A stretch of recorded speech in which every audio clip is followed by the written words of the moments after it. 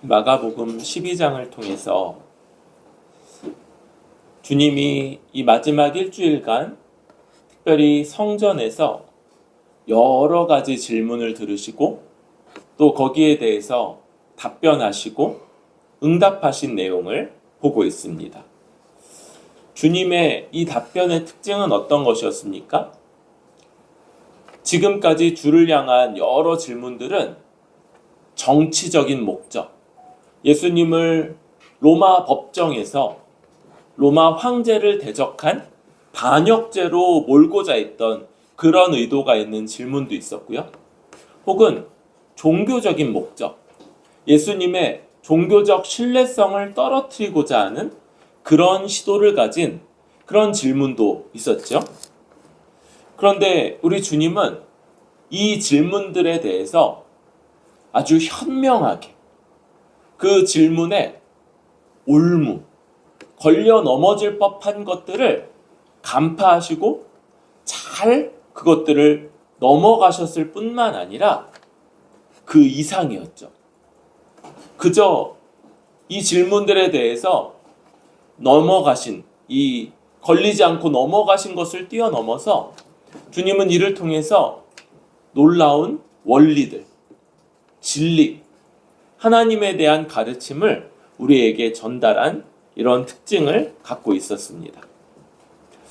이제 지난주에 이 사두개인들의 그 부활에 관한 이 답하기 어려운 내용들, 그것에 대해서 주님이 두 가지로 응답하시는 것이죠.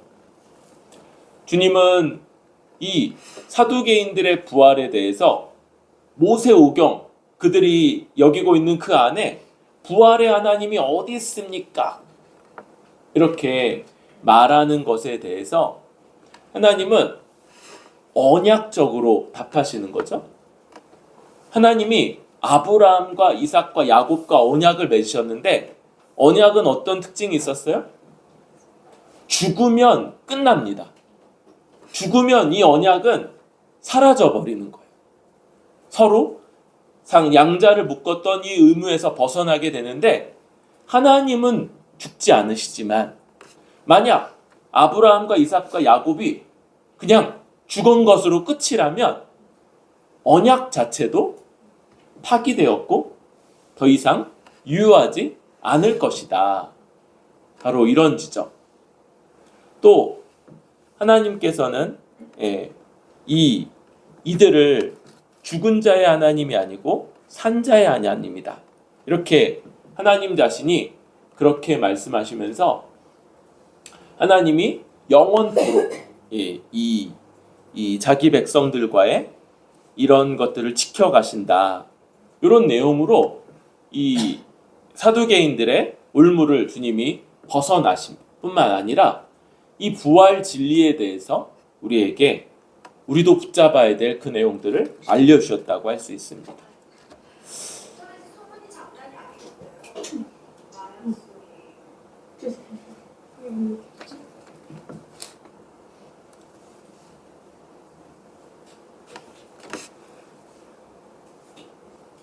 여기까지의 이 예수님을 걸려 넘어지게 하는 그런 질문들이 끝나고 이제 분위기가 사뭇 달라지게 돼요. 28절에 서기관 중에 한 사람이 이 서기관은 성경 필사하는 역할을 하죠. 성경을 필사하는 역할을 하고 종교적인 성향으로는 바리새인 계열이에요. 바리새인들 계열. 그러니까 예수님이 가장 어떤 면에서는 유사하기도 하셨죠. 사두개인들과 바리새인 중에서 사두개인들이 예수님을 저 사람은 바리새파다라고 여길 만큼이나 그래서 지난주에 질문했던 것 같은 그 유사한 면과 함께 그러나 예수님이 가장 많이 책망했던 것, 그것이 또한 바리새인들이었죠. 그리고 예수님의 가장 큰 대적으로도 알려져 있습니다. 그런데 전체로서는 예수님의 대적이었지만 그 가운데 한 사람이 예수님이 하신 답변들을 귀 기울여 듣고 그것이 정말 바르고 옳을 뿐 아니라 아주 놀라운 진리를 갖고 있다는 걸 그는 듣게 된 것 같아요. 그래서 잘 대답하셨구나. 정말 잘 대답하시는구나. 라는 이 호의적인 질문을 가지고 지금까지는 누군가의 대표로서 계획된 올무를 갖고 있는 질문으로 가지고 나온 사람들 가운데 이 사람은 비로소 신뢰할 만한 스승께 개인적인 질문을 던지는 것이죠. 그 질문은 아주 유명한 질문입니다. 모든 계명 중에서 첫째가 무엇입니까? 이거예요. 모든 계명 중에서 첫째가 무엇입니까? 우리 이미 잘 알려져 있죠? 율법이 총 모세오경 안에 613가지의 계명이 있다. 613가지나 되는 계명이 그 안에 담겨져 있는 거예요. 그래서 어떤 논의가 있었냐면 613가지를 고르게 중하게 여겨서 다 지키는 것이 불가능하다. 그러면 어떻게 해야 됩니까? 그 중에 중한 것, 뭐는 좀 중요한 것들이 있고 어떤 건 좀 가벼운 계명이 있으니까 중요한 계명을 지키는 데 집중하고 가벼운 계명을 조금 덜 중하게 여기는 이런 것들을 랍비들이 논의를 해왔다고요. 이 유대인들의 그 구원관 안에는 여러 가지가 막 섞여 있었죠. 그래서 한 가지는 자신들이 율법 전체를 다 지키지 못한다는 것에 대한 이해도 있었고, 동시에 이런 부분은 맞죠? 우리랑 같죠? 동시에 어떤 것도 좀 있냐면 계명을 지키는 것으로 자기 공로, 의를 쌓는다라고 하는 이런 식의 이해도 유대인들 가운데, 특별히 지금 이 예수님과 논쟁하고 있는 이 바리새인들 가운데 있었던 것 같아요. 그러니까 어차피 다 지키지 못하는데 중한 걸 지켜야지 공로가 많이 쌓이겠죠. 가벼운 걸 지키면 사소한 의가 쌓이겠죠, 공로가. 그러니까 이런 종류의 논의들이 있어 왔던 것들이.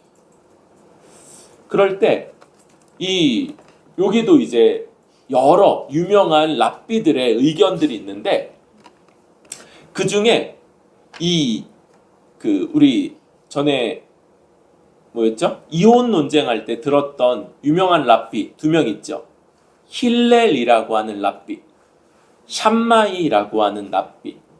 그럴 때 이 힐렐은 어떤 특징이 좀 있었냐면 이 모세가 이혼하라고 허락했던 것들에 대한 확대 해석 이런 것들을 했죠. 일종의 의역 이런 것들이 있었던 거예요. 그래서 요런 논의에도 적극적이었던 것 같아요. 그래서 힐렐이 뭘 이야기했냐면 내게 해로운 것을 내 이웃에게 행하지 말라. 그죠? 우리가 이해하는 바와 유사한 면이 있죠. 그리고 그런데 이제 소극적이죠.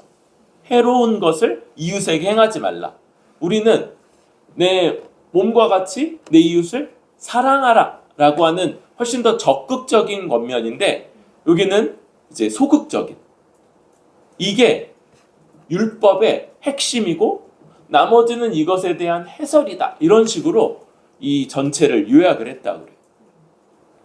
그런데 이혼, 그거 가늠한 연고 이외에는 안 된다라고 말했던 랍비 있었죠.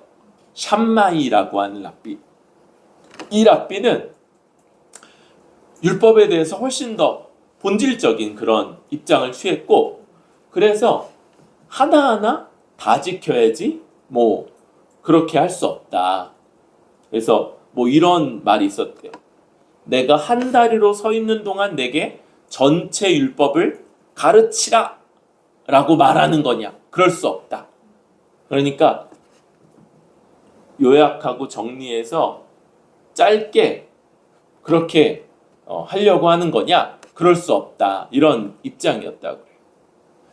아무튼 이런 여러 가지 입장들이 있었던 가운데서도 율법에 어떤 것이 중하고 어떤 것이 경한가, 가벼운가. 물론 가볍다는 것이 뭐 안 지켜도 된다 이런 것들은 아니겠죠. 이런 질문인 거예요. 그럴 때 예수님이 29절에 답하시죠. 29, 30절로 첫째는 이것이니 이스라엘아 들으라. 주 곧 우리 하나님은 유일한 주시라. 내 마음을 다하고 목숨을 다하고 뜻을 다하고 힘을 다하여 주 너의 하나님을 사랑하라 하신 것이요. 이게 첫 번째라는 거예요. 첫째. 그리고 31절에 둘째는 요 질문이 뭐였어요? 계명 중에 첫째가 뭡니까? 하나로 요약하면 전체를 관통할 수 있는 가장 핵심 원리가 뭡니까? 그럴 때 예수님이 첫째와 둘째로 이 전체 율법을 요약하신다는 거예요. 둘째는 이렇게 말하죠. 둘째는 이것이니 내 이웃을 내 자신과 같이 사랑하라 하신 것이라. 이보다 더 큰 계명이 없느니라. 그래서 하나로 어떻게 이야기할 수 있습니까? 그럴 때 예수님이 첫째와 둘째로 답하시고 또 이것을 마치 한 계명처럼 더 큰 계명이 없다. 이렇게 해서 이 둘을 아주 동등하게 가장 큰 계명으로 말씀하고 계신 거예요. 우리는 이 방식, 하나님 사랑, 이웃 사랑, 이것이 율법의 요약이다. 이런 것들이 굉장히 익숙하죠. 그런데 이때까지는 이런 방식으로 율법 전체를 요약해낸 그런 사람이 없었다고요. 그러니까 우리는 굉장히 익숙한 그것을 랍비들이 온 토론과 뭐 여러 가지 방식으로 정리했음에도 불구하고 답할 수 없었던 그런 내용을 주님이 탁 정리해 주시는 거죠.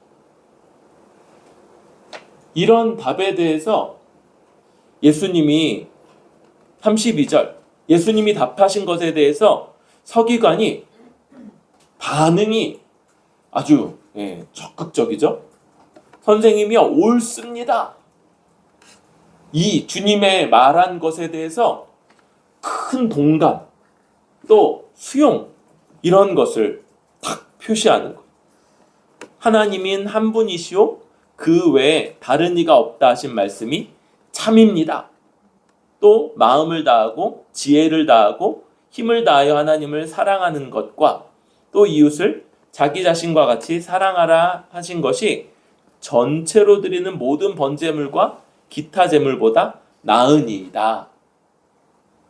여기 지금 이것을 어떤 식으로 좀 표현하고 있는 거냐면 여러분 주님이 가르치신 그 계명 중에 이것이 핵심이다 라고 말했던 것을 다른 계명들 그 계명 중에 특별히 의식법이죠. 이거 의식법, 제사법과 이것을 비교 대조하면서 그거보다 저게 훨씬 더 중합니다. 물론 이 말도 구약 말씀을 다 인용하고 있는 것들이에요. 지금 나중에 좀 더 살펴보겠지만 구약 말씀을 인용하면서 그것보다 더 낫습니다. 이렇게 말하고 있는 거예요. 그럴 때 이런 모습을 보면서 예수님이 그를 크게 칭찬하십니다. 내가 하나님 나라에서 멀지 않도다. 네가 하나님 나라에 정말 아주 가까이까지 가 있구나라는 말씀으로 그를 인정하시고 칭찬하시고 그리고는 아무도 묻는 자가 없다. 아무도 묻지 않자 이제 예수님이 그들에게 아주 도전적인 질문을 던지십니다. 우리 다음 주 말씀인데 그 내용들도 이제 나중에 나타나게 되죠. 여기까지가 오늘 우리가 살펴봐야 되는 그런 말씀이라고 할 수 있어요. 첫 번째로 지금 여기에서는 두 부분이 표현되고 있는 건데, 여러분, 하나님 사랑과 이웃 사랑, 이게 뭡니까? 율법을 구성하는 한 부분이라고 우리가 나누었던 도덕법이라고 할 수 있어요. 영원한 하나님의 법, 그리고 십계명에 나타나 있는 그 내용의 요약인 거죠. 십계명과 관련되어 있는. 그런데 뭐하고 비교를 했냐면 의식법하고 비교한다고 그랬어요. 의식법. 거기에는 정결법, 제사법, 절기법 이런 것들이 막 정해져 있는데, 이런 것들은 하나님, 죄인이 어떻게 하나님 앞에 나아가고 하나님을 예배할 것인가를 규정하고 있는 그러한 법이라고 할 수 있어요. 그리고 하나, 율법의 또 한 부류 뭡니까? 시민법이었죠. 시민법. 율법은 한 나라 백성으로 이들이 살아가는 그런 규정들을 하고 있었어요. 그래서 이 이스라엘이 하나의 국가를 이루어서 살아가는 가운데 거기에 놓여 있던 거죠. 그래서 뭡니까? 집은 이들이 이전에 익숙했던 이렇게 목자로서 양떼, 소떼를 이끌고 여러 군데를 돌아가는 그런 유목 생활이 아니라 정착 생활을 전제로 하고 있죠. 그래서 2층 이런 것들이 표현에 나와요. 2층. 그러니까 이 유목 생활을 하는 사람들은 2층을 만들기가 거의 어렵죠. 빨리 지었다가 또 해체해야 되는, 그래서 주로 천막 이런 것들이기 때문에 2층 같은 것들은 있기가 어려워요. 또 어떤 것도 있냐면 농사, 또 과실수 이런 것들 역시도 한 곳에 오래 정착해서만 가능한 것이죠. 농사 역시도 기본 단위가 1년이고 과실수들은 그거보다 더 길어요. 그래서 3년, 5년 최소한 이것 이상의 시간이 필요한 이런 것들을 전제하고 있고, 이러한 방식의 규정들이 놓여 있는 것입니다. 여러분, 먼저 이 율법과 관련해서 우리는 우리 도덕법에 대해서 더 주목하겠지만, 하나님의 영원한 뜻이고 십계명을 통해서 요약되어 있는 이 도덕법과 함께 이것은 영원한 뜻이죠. 나머지 두 가지, 의식법과 시민법, 이것은 우리에게 어떤 것들을 줍니까? 먼저 의식법을 통해서 우리는 우리 주님이 성취하신 것, 정결법도, 절기법도, 제사법도 우리 주님이 다 성취하셨기 때문에 지금 우리에게 폐기된 것이 아니라 성취돼서 지금도 마치 매 순간 성취되고 있는 것처럼, 그래서 우리가 죄를 범하면 더러워지는데 깨끗한 물로 우리를 씻은 것처럼 주님의 십자가 그 성취가 유효하기 때문에 우리가 깨끗한 자로 하나님 앞에 나아갈 수 있고요. 절기법, 안식일, 희년, 월삭 이런 모든 절기들이 우리에게 지금도 지켜지고 있어서 우리가 하나님 앞에 나아가고 하나님 앞에 하나님이 우리에게 희년이나 안식일 일하지 않아도 우리에게 모든 것들을 채워주시는 그러한 삶인 것을 알아서 주 앞에서 기뻐하고 만족할 수 있고, 무엇보다 제사법, 십자가가 영원히 유효한 단번의 제사이기 때문에 우리가 주 앞에 나올 때 더 이상 양이나 소나 이런 거 끌고 나오지 않고 죽여서 여기 막 피비린내 나게 그렇게 만들지 않고도 하나님 앞에 영과 진리로 하나님께 예배드릴 수 있는 것, 이것은 의식법이 성취되어 있고 지금도 우리에게 매 순간 유효하기 때문이라는 것이죠. 이와 달리 시민법은 이제 더 이상 우리가 이스라엘 나라 백성이 아니고 또 삶의 방식이 굉장히 달라졌죠. 그 시민법을 그대로 지키려면 굉장히 어려워졌어요. 농사를 기본적으로 안 지어서 그 지키기가 쉽지가 않고 또 우리 2층을 갖기가 또 쉽지가 않죠. 주거 형태가 다르고. 그럼에도 불구하고 그래서 시민법은 지금 우리에게는 이제는 폐지되었다고 할 수 있어요.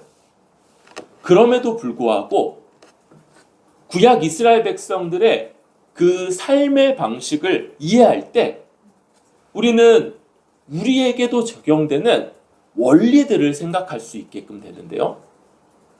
어떤 원리가 있습니까? 여러분, 그 율법의 굉장히 중요한 원리 중에 하나는 약자, 소외된 사람들, 남들과 똑같이 어떤 것들을 할 수 없는 사람도 살아갈 수 있게끔 해주는 것. 기본적으로 이 세상에는 퍼센티지가 다르기도 하지만 이렇게 있다고 하죠. 10, 80, 10. 그래서 10은 굉장히 엘리트들, 그런 사람들이 한 10분의 1 정도가 있다. 나머지 80은 그냥 평균적으로. 그런데 10은 어때요? 마지막 10은 이런 평균적인 것들에 미치지 못하는 거예요. 그래서 어떤 법을 지키는 거나 자기 삶을 꾸려나가는 거나 이런 것들이 자기 스스로 되지 않는 사람이 있다는 거예요. 근데 그런 사람들도 살아갈 수 있도록 하는 것, 이것이 율법의 규정들입니다. 오늘날에 좀 진보적인 입장을 가진 분들이 많이 주장하는 것이죠. 그런데 그러면 진보적인 입장이 다 맞냐? 율법에는 또 어떤 것들이 있냐면 그럼에도 불구하고 재판에서 힘센 사람이라고 편들어주지 말고 약자라도 그들이 옳다고 하지 마라. 이런 것들이 있어요. 오늘날 이 진보적인 입장에서는 어떤 면들이 있냐면 약자나 소수가 그들이 돌봄을 받고 함께 살아가야 된다는 면, 그거는 성경적이라고 할 수 있어요. 그런데 그들이 옳다.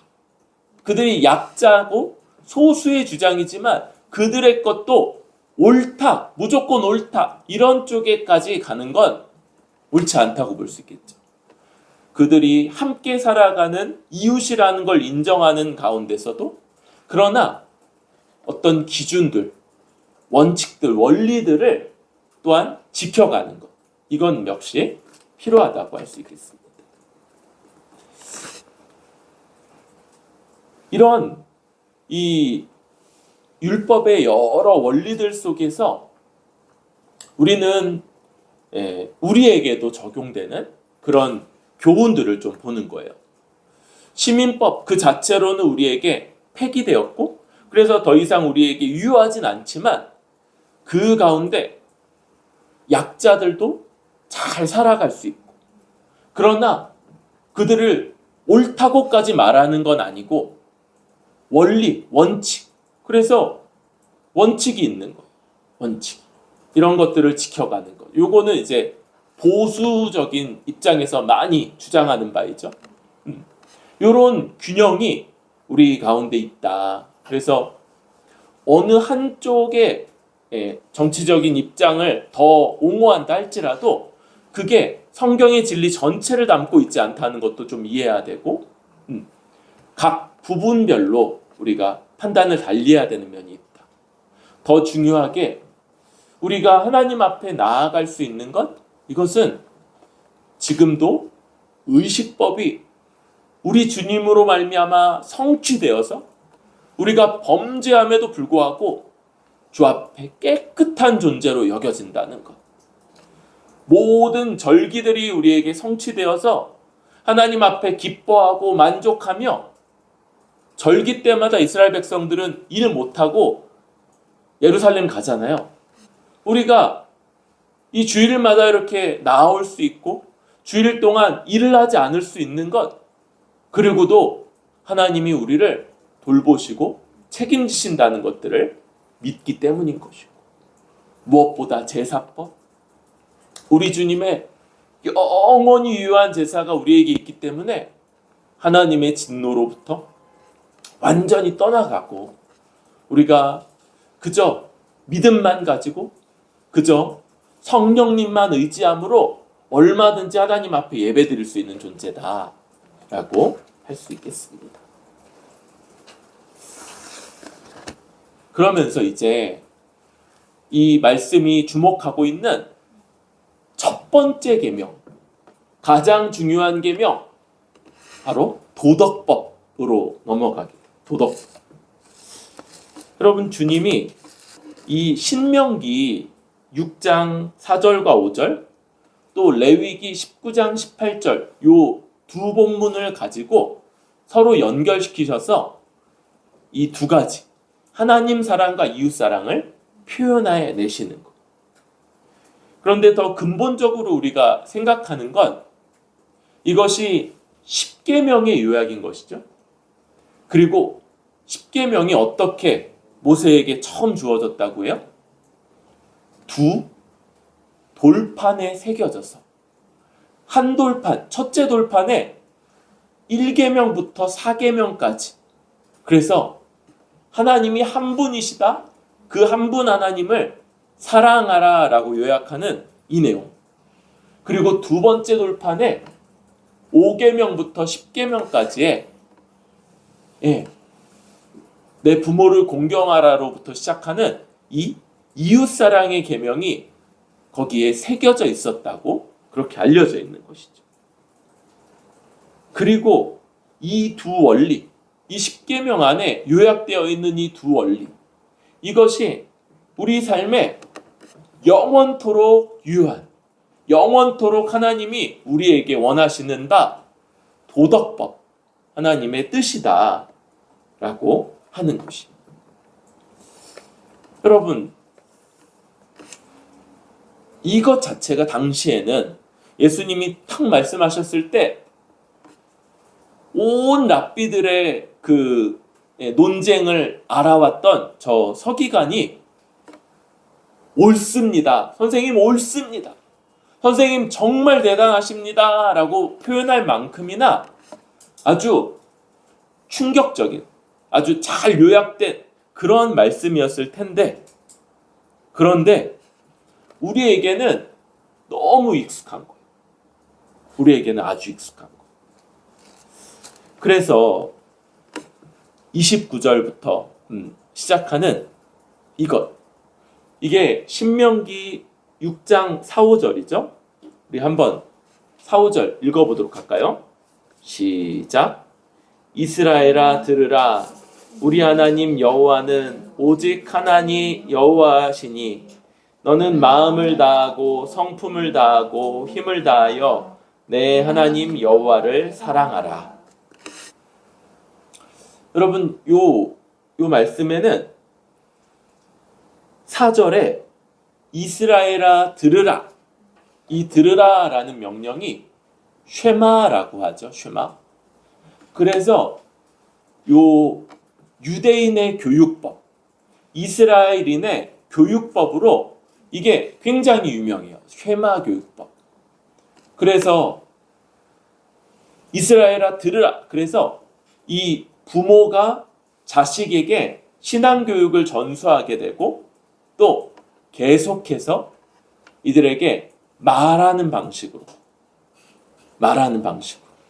또 어떻게 하냐면요, 막 이렇게 매달고 옷에다가 달고 막 그러면서 이런 방식들로 자식에게 하나님의 말씀을 듣게 하라라는 이런 명령으로 이스라엘 사람들은 받아요. 그럴 때 먼저 하나님이 한 분이시다, 오직 한 분이시다. 한 분. 그리고 그 하나님을 마음을 다하고 성품을 다하고 힘을 다해 사랑하라. 이렇게 이야기하죠. 요 여러 가지 버전이 있는 것 같아요. 30절에는 마음을 다하고 목숨을 다하고 뜻을 다하고 힘을 다하여. 마음, 우리의 전 존재죠. 전 존재. 목숨, 뜻, 힘 이런 것들이 요 마음 안에 여러 부분들을 강조하고 있는 것 같아요. 그러니까 네 전 존재를 다해서 하나님을 사랑하라. 그 가운데는 우리의 목숨이 있고 우리의 뜻, 이것은 굉장히 능동적이죠. 뜻하여서 우리가 의도하고 계획하고 힘, 능력, 우리의 능력, 시간, 재정 이런 것들을 다해서 하나님을 사랑하라 라고 명령하고 있는 거예요. 특별히 이스라엘 백성이, 구약 이스라엘 백성이 하나님, 여호와 하나님을 안 믿었던 적이 없다고 그랬죠. 그런데 문제는 뭐예요? 하나님과 함께 우상을 섬겼던 것. 그래서 하나님은 한 분 하나님이시다. 어떤 다른 존재들을 용납하지 않는 그런 한 분 하나님이시다. 그리고 그 한 분 하나님을 내 모든 것을 다해서 마음, 목숨, 뜻, 힘을 다해서 사랑하라. 이렇게 규정하고 있는 것. 이게 우리 오늘도 읽었던 10계명, 1계명부터 4계명까지의 요약이고, 그러니까 이것을 우리가 생각할 때 우리의 생각이 더 폭넓어지고 깊어지는 거예요. 1계명, 하나님이 한 분이시다. 다른 신들을 있게 하지 말라.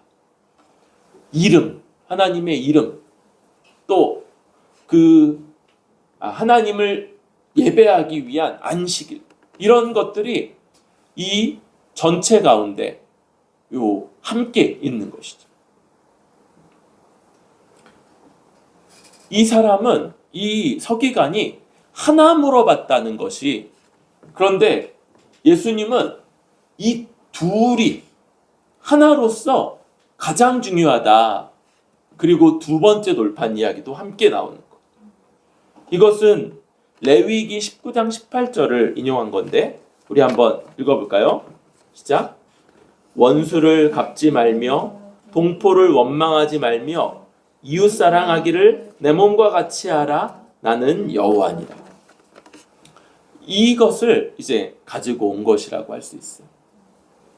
그럴 때 내 이웃을 내 자신과 같이 사랑하라.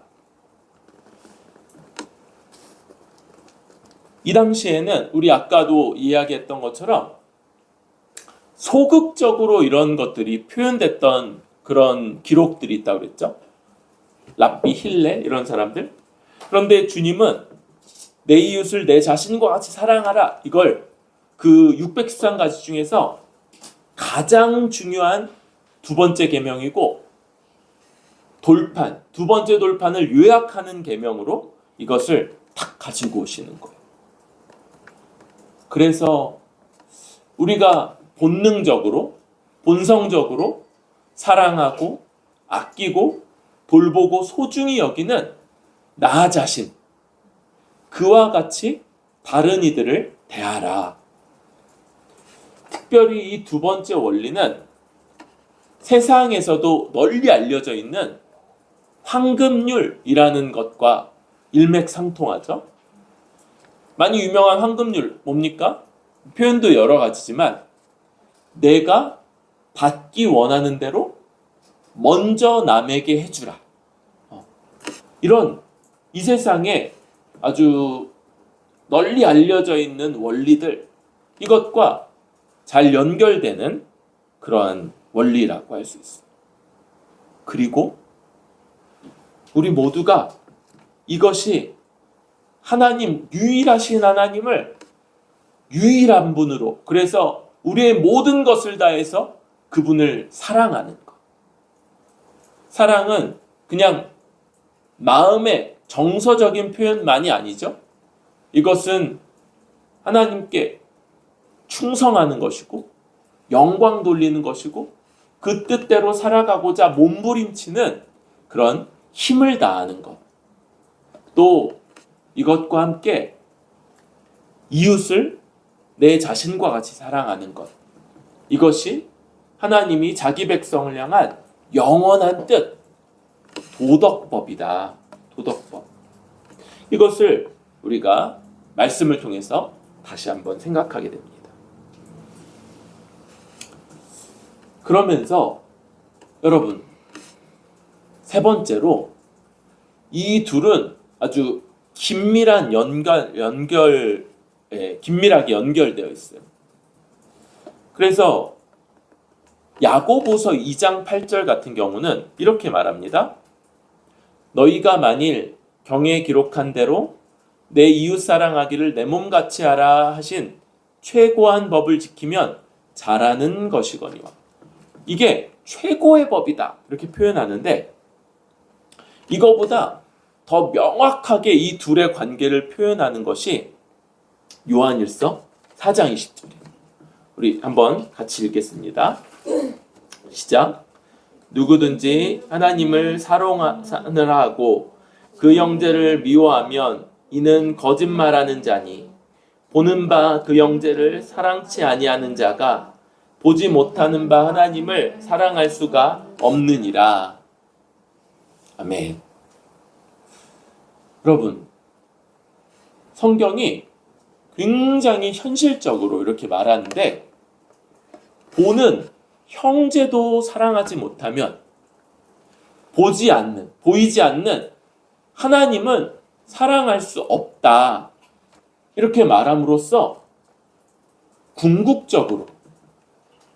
궁극적인 최고의 계명으로서 형제의 사랑, 형제를 내 몸같이 사랑하는 것, 이웃을 내 몸같이 사랑하는 것, 이것이 하나님이 우리에게 결국 원하시는 바고 우리가 이 원리를 따라서 성경의 많은 것들이 이해가 되죠. 주님이 마지막 때 네가 나에게 잘했으니까 너는 하나님 나라, 너는 나를 거부했으니까 너는 지옥, 이렇게 말할 때 둘 다 우리가 언제 그랬습니까? 이렇게 물을 때 지극히 작은 자 하나에게. 그래서 이 지극히 작은 자가 어떤 거라고 그랬어요? 그에게 호의를 베풀므로써 내가 그로 말미암아 어떤 담례를 받고 유익을 얻고 그럴 수 없는 자, 그런 사람에게 행한 것들은 그것은 주님께 행한 것과 같다 이렇게 표현해주고 있고, 반대로 나에게 뭔가 보답할 수 없는 사람에게 내가 거절한 것, 이런 것들 주를 거절한 것과 같다 이렇게 말하고 있는 거예요. 여러분, 하나님 사랑한다, 하나님을 믿는다, 예배자다, 이것은 결론적으로 그 열매, 우리가 맺어야 되는 열매, 이웃사랑이라는 열매로 나타나야만 한다는 것. 이것이 성경의 아주 가르침이라고 할 수 있습니다. 왜 그렇습니까? 여러분, 이것은 다시 우리 복음의 기초 2과 원죄 문제로 돌아가는데, 하나님을 대적하고 하나님을 떠난 자는 그 마음이 부패 있어요. 원래 하나님이 함께하게 하셔서 이는 내 뼈 중에 뼈, 살 중에 살, 이렇게 여겼던 자를 원망하고 책임을 전가하고 불평하는 이런 관계. 그래서 원래 하나님 안에서 하나님이 창조했을 때 이웃을 내 몸같이 대하는 것이 원래 자연스러웠던 자가 이제 범죄함으로, 마음의 부패함으로 인해서 나를 높이고 나를 위하고, 그리고 다른 사람을 상대화시키고 다른 사람은 그의 아픔, 고통 이런 것들에 민감하지 않고 반대로 나의 유익을 위해서 얼마든지 이용할 수 있는 존재로 여기게 된 것. 이것이 죄의 결과이기 때문에. 그래서 우리에게는 나처럼 다른 사람을 대하는 것이 다른 사람을 대하는 최고일 뿐만 아니라 이것이 우리만 아니라 이 세상의 원리이기도 하고 이 세상에서 최고의 미덕으로 여겨지기도 하는데 문제는 뭐예요? 알지만 행할 수 없는 범죄한 자, 부패한 마음으로 결코 행할 수 없는 것이 이것이고 오직 하나님이 그 부패한 마음, 굳어진 마음을 제거하고 새 마음을 창조한 사람만이 성령이 그 마음 가운데 이제 주와 연합된 새 마음을 지은 사람만이 다른 말로 성령으로 마음의 율법이 기록된 사람만이 이렇게 행할 수 있는 것. 물론 여러분 우리가 완벽하게 주님이 우리를 사랑하신 것 같이 완벽하게 그렇게 행하는 것을 기준으로 삼는다면 불가능할 거예요. 그럼에도 불구하고 우리는 뜨문뜨문 주님이 행하신 것 같이 보답이나 대가를 바라지 않는 가운데서도 다른 지체를 내 몸처럼 대할 때 사랑하고 섬길 수 있을 때 그것이 주님을 하나님을 사랑하는 것의 실제적인 표현이고 하나님을 사랑한다는 건 다른 말로 하나님께 사랑받았다는 것. 하나님이 우리를 사랑하셔서 우리 안에 구약에 예언된 그 놀라운 일 죄로 부패한 굳은 마음을 제거하시고 새 마음을 창조하셨고 우리 마음에 성령으로 율법을 기록하셨다는 것이 바로 이런 방식으로 나타난다는 것. 여러분 우리가 하나님 앞에 온전히 예배드리고 하나님이 주시는 은혜와 하나님이 주시는 지혜와 하나님이 주시는 힘으로 이제 힘써 다른 주체들을 섬기고 사랑합시다. 특별히 이 일에 우리가 힘을 내고 우리 지혜를 모으고 할 수 있는 것들을 시도하고 그런 방식으로 그저 있는 기회가 있을 때뿐만 아니라 가장 능동적인 방식으로 아까 주님이 하나님을 사랑할 때 마음을 다하고 목숨을 다하고 뜻을 다하고 힘을 다하라 하신 것처럼 우리가 우리 할 수 있는 바를 다해서 그렇게 사랑하고 섬기고 이를 통해서 참으로 이 두 계명이 주님이 가르치신 대로 하나로 연결된 가장 큰 계명이면서 하나님이 우리를 사랑하신 것. 이 말의 다른 말은 우리가 하나님을 사랑하는 그 증거가 바로 이 다른 지체를 내 몸과 같이 대하는 모습으로 나타날 수 있기를 우리 그렇게 행하는 뿌리 깊은 교회 될 수 있기를 소망합니다.